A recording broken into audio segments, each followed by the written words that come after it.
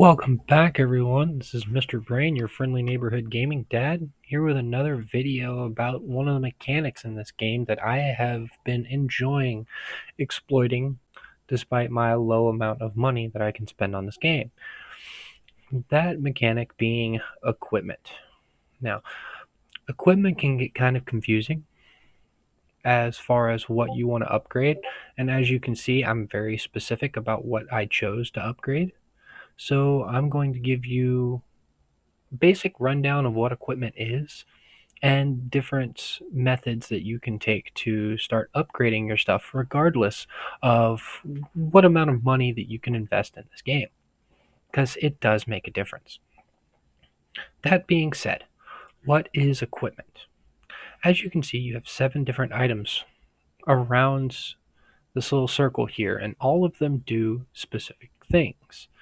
Starting off on the outside, we have the mercenary helmet, which boosts hospital capacity, expedition defense, and ranged squad defense. Hospital capacity is pretty self-explanatory. Expedition defense, and this one will pop up multiple times. This is your defense stat while in your campaign mode. Your memoir event is directly affected by this. Your memory trip is directly affected by this. So your troops get that much stronger from your equipment while you're in here. Definitely helpful for trying to complete this as quick as possible because the stuff you can get in here can be helpful. I maxed out Jaden. I was one of the first people to max out Jaden thanks to getting to this end as quickly as I did. So it can help, but the main things you want to worry about are the first and the third. The third one here is range squad defense. This pairs very nicely with the other top level one, which gives you range squad attack. Same level equipment gives same level buffs across the board. These are both purple 0-star equipments, so they give an 8.5% buff. If you would like to see what buffs each of the equipments get, you can click this little index button in the top here, and it will tell you at what the stats will be at every single level. Base level equipment, range squad attack of 1%. If we maxed it all the way out, which is red, you would get a 24% range squad attack buff, a 20% training speed buff, and an expedition attack of 240%. Kind of pointless at this stage because if you're still working on memory trip with red equipment, you've been doing it wrong. But I digress. You can check the stats of what each equipment is going to be. You can also do this with the parts. You can click which piece of equipment that you want to look at. Let's go look at the headgear that we were looking at earlier, and we can see the different stats that it gives. First level is 2%, all the way down to white at 15%. These are huge, so keep that in mind. We've got training speed buff from the gun and range squad attack. From the knife, we have building upgrade speed and infantry squad attack, both at 15%. We've got stamina recovery speed and rider squad attack from boots. You've got research speed and rider squad defense from the pants. From the armor is a squad capacity buff and infantry squad defense. And then from the center is a gathering speed buff, and this one's different, a squad counter damage buff and a squad basic attack damage buff. I hate that they split these up because in essence, this is just a 10.5% damage buff when you put these together. Now, granted, it doesn't affect skill damage, but I feel like they kind of gypped us by splitting these two up. But that's a personal qualm I have with it. Each of the equipments has their own parts. The parts themselves tend to stick with the troop type that the equipment is tied to. The top row is ranged, all of it dealing with ranged. The outsides in the middle are infantry, giving attacks, defense, and HP, and then rider on the bottom. The middle one is different. The middle one upgrades skill damage, squad damage, which is all damage from your squad, and squad damage reduction, which is all damage being reduced. Both of these are flat increases at the very end of calculations, so you can treat this as an exact 4% decrease to damage or increase to damage. Can't do the same with squad attack. I have gone over that in my stats videos if you're curious to go look at those. But people tend to love the backpack, especially the parts. However, keep in mind they are more expensive. Just to upgrade from blue to purple takes twice as many materials as it does any of the outside pieces. So, keep that in mind. How do you upgrade them? Equipment is leveled up as far as their color itself, with the fabric and carbon steel. Fabric you can get fairly easily. There's almost an overabundance of it, regardless of what level you are in Arena, but carbon steel is the one that's harder to come by. As you can see, I've got enough for about 8 levels, even in gold, in defensive fabric, but carbon steel I'm behind. You get carbon steel and defensive fabric from Arena. This is probably the easiest place to get it. 35, 60, 90. If you can get yourself into the top 20 in Arena, you get access to huge amounts of carbon steel without having to spend it.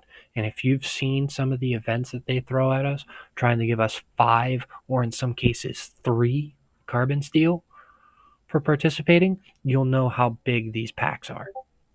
Between this and Antpede, which I'll go ahead and show you that one now.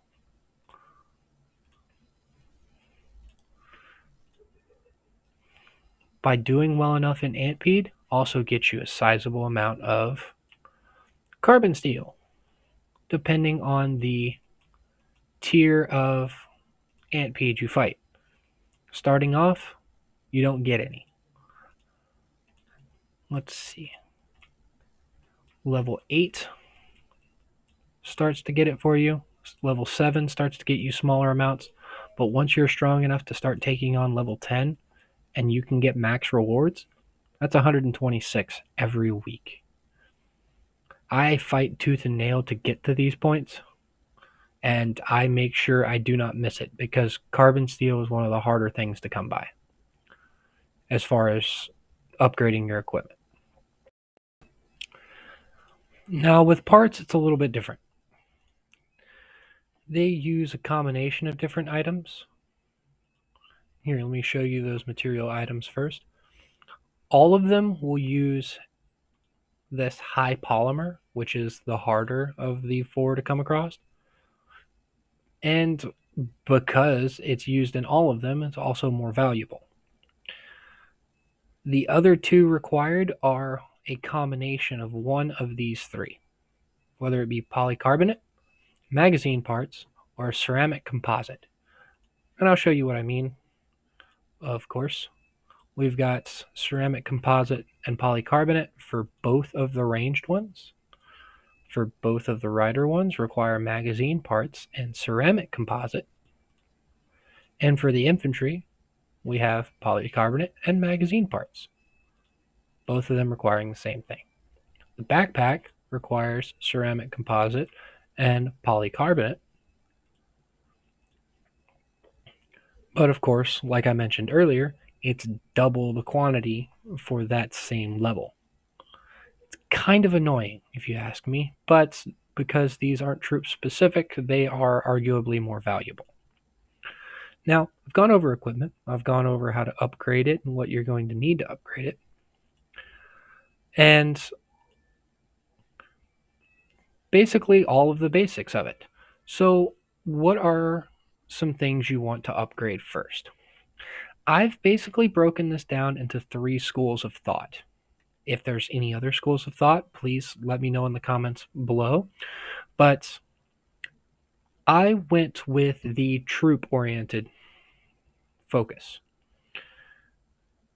The troop-oriented focus is to pick one of the 3 troop types and upgrade those 2 almost exclusively. You can see I did that with infantry, and I've gotten pretty sizable buffs in infantry because of it. I have a 24% infantry squad defense buff, a 15% infantry squad attack buff, and once you've upgraded those 2, you upgrade the backpack along with it. Because these 2 don't care about what troop type you use, they're effective for all troop types. Now, the reason you want to pick 3 is because of this buff here. Just upgrading 2 doesn't activate any of this, but it does. Getting 3 does activate the squad attack buff. It's not a lot, but these are cumulative.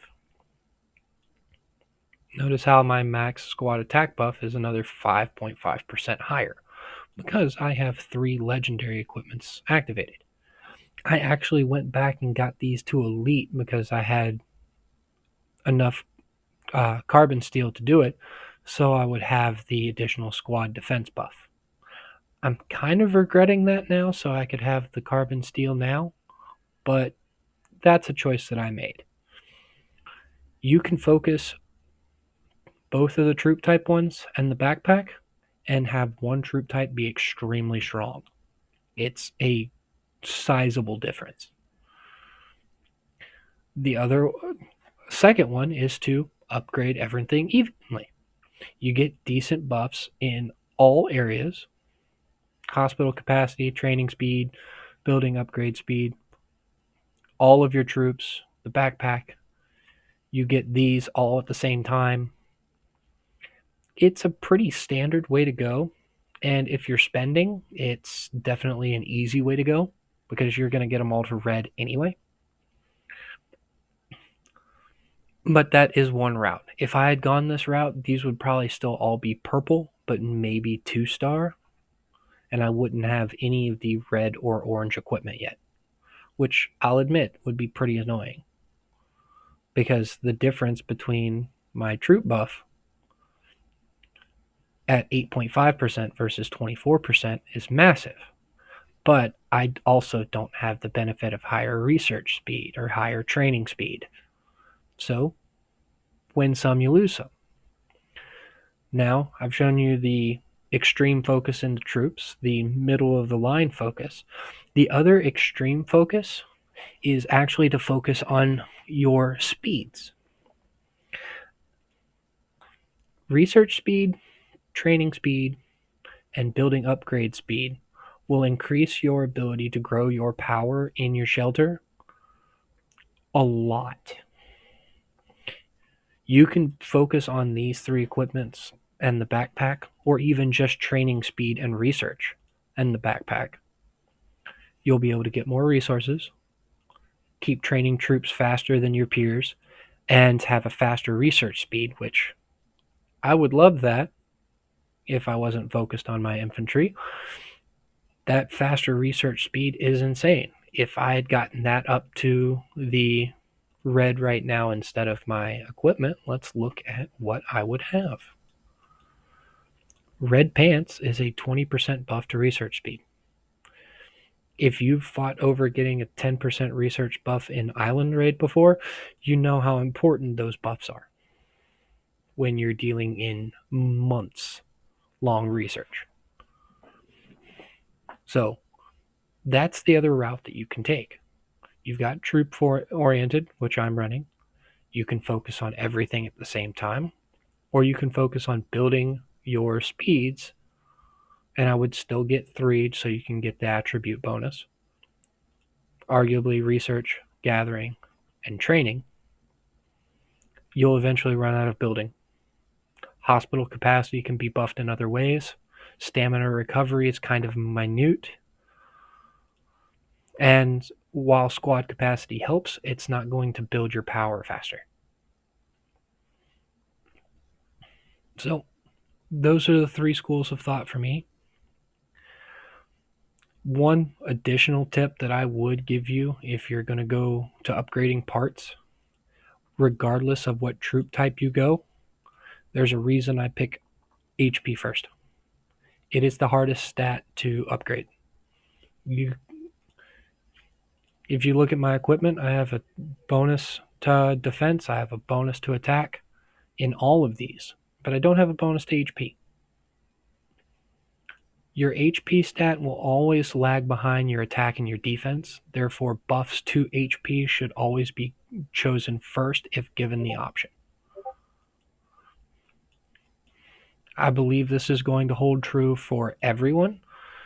Your HP will always be just a little bit lower than everything else. My infantry HP is at 123, squad attacks at 138, and 148. It's over 20% behind my infantry defense, and I went ahead and upgraded it. So always take HP buffs, just as a little bonus tip. And with that, I won't talk your ear off anymore about equipment. This is Mr. Brain, your friendly neighborhood gaming dad.